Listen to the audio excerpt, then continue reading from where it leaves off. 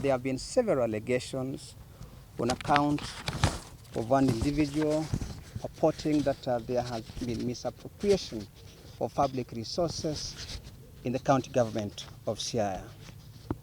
But as the government wish to state that those allegations are malicious and are ill-intended for the following reasons. One is that these cases that have been referred to are historical in nature.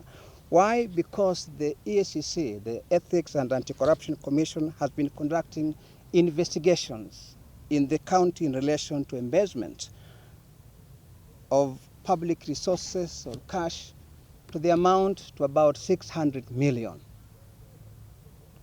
Investigations have been going on for the last 2 or 3 years, and therefore it is not anything new that can be attributed to the current regime. Further, on account of those investigations, sometime in October last year, some individuals who are working in the county government were picked for interrogation and recording of statements, and even there some documents and papers from their houses were taken to aid in investigation. It's unfortunate that since that time, almost running into about a year now, no further movement has been had or development has been had from those investigations. You'd also recall, ladies and gentlemen, that on the 20th of January, I think before I go there, you'd recall therefore that sometime last year, I think in the month of November, the county government of Siaya put together a task force that was given the mandate to audit our processes and systems to determine, what the status of financial, situation is in the county government. And the task force was led by none other than Dr. Ouko, that you're aware, was the former Auditor General, and the task force was able to present its report on the 20th of January here at the compound. The report was made public in the glare of the media. All of you are there. Now, on account of the findings of the report, most of it was given to the DCI and the EACC, and it's assumed that that would help in expediting investigation by these agencies. It is unfortunate that up to now, not much has been heard regarding those investigations, right? And therefore, as a county government, we are wondering what is the issue for which this investigation cannot be concluded, to avoid speculation and also to create room that then, provides an environment, to give impression that whatever is being said out there is actually very, very true, and it is not true. Now, some of the allegations that have been carried out, ladies and gentlemen, are attributed to none other than the person that I will not go into details about that, but we're also asking the investigation body to be able to undertake investigations on the following issues that have been raised. One is whether officers from certain communities or sub-communities within Siaya County have been victimized or unfairly targeted by the current administration.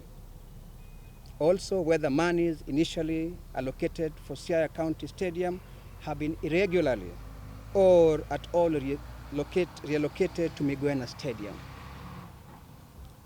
The other accusation or allegation is whether there has been abuse or misuse of the county imprest account, and to determine whether or not withdrawals have been made for any purpose other than the lawful and budgeted operations of the county government.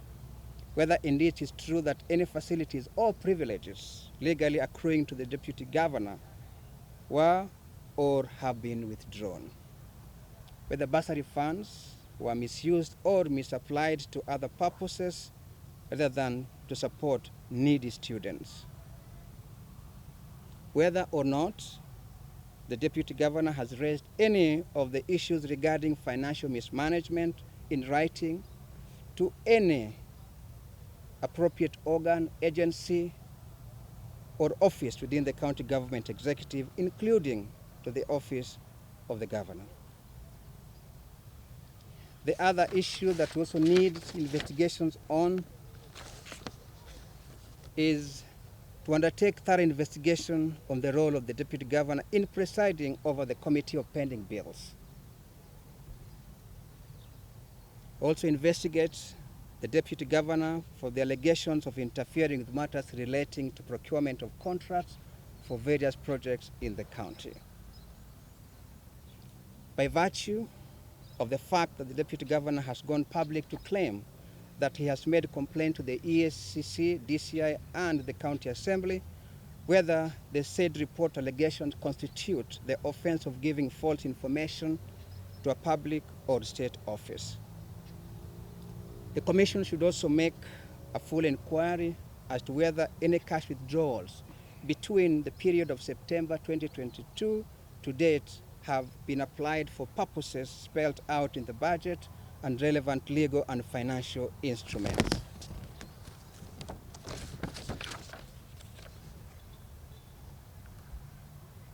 We therefore, ladies and gentlemen, appeal to the EACC to expedite investigations it commenced in relation to the misappropriation of Kenya shillings 600 million, which has remained inconclusive for more than 2 years. We suspect that this figure could even be more than what was initially investigated.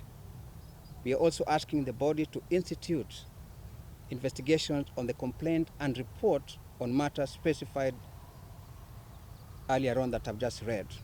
And therefore, to conclude, ladies and gentlemen, as a county government, we will continue to provide services targeting to improve the welfare and the well-being of our people.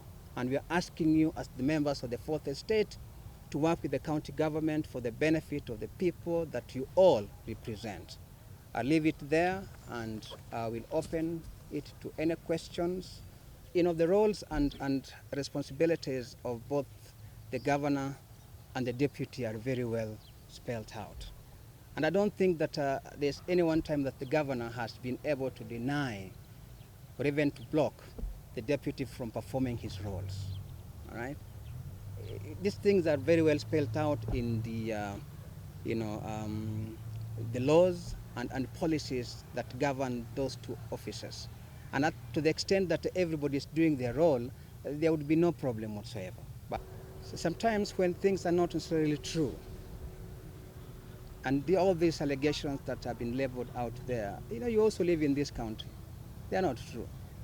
So really it is not appropriate that we start responding to allegations that have got no basis whatsoever, because by doing that we give him credit.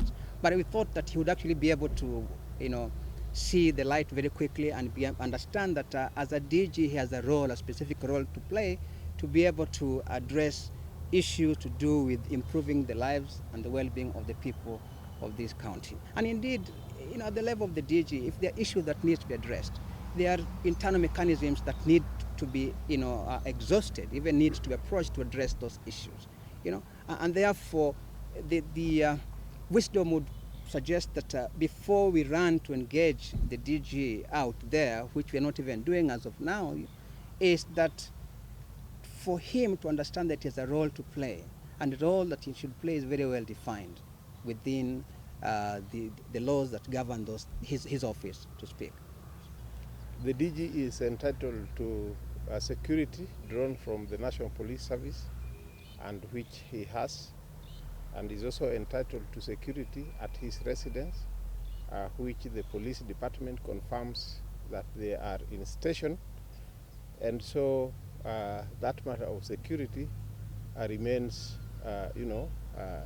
resolved. He has had the security from the time he assumed office up to the current time.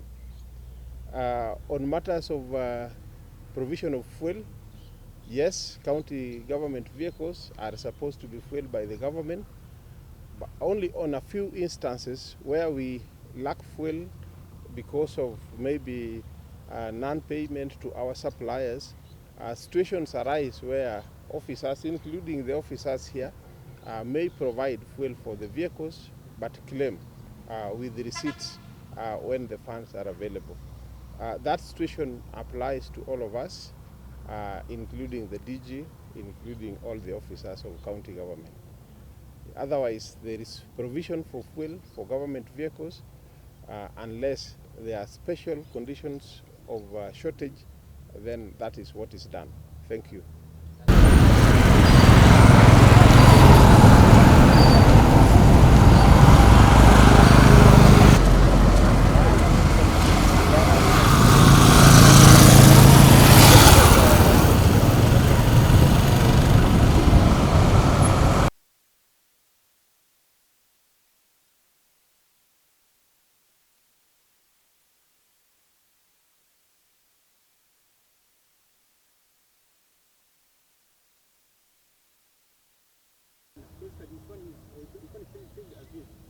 They normally, especially in terms of allegation, they normally seek legal redress. Now, in this, I remember the DG in one of the previous TV stations saying that the governor is an established lawyer, that if the lies actually can take it. CC Sylvester Col, who is the one in charge of agriculture. We have Joseph Ogutu, who is the county secretary. Agunda Ochanda, who is the CC for governance. We have Makorege, who is in charge of lands. And then we have Mr. Wade, who is the county attorney. Of course, myself is Colonel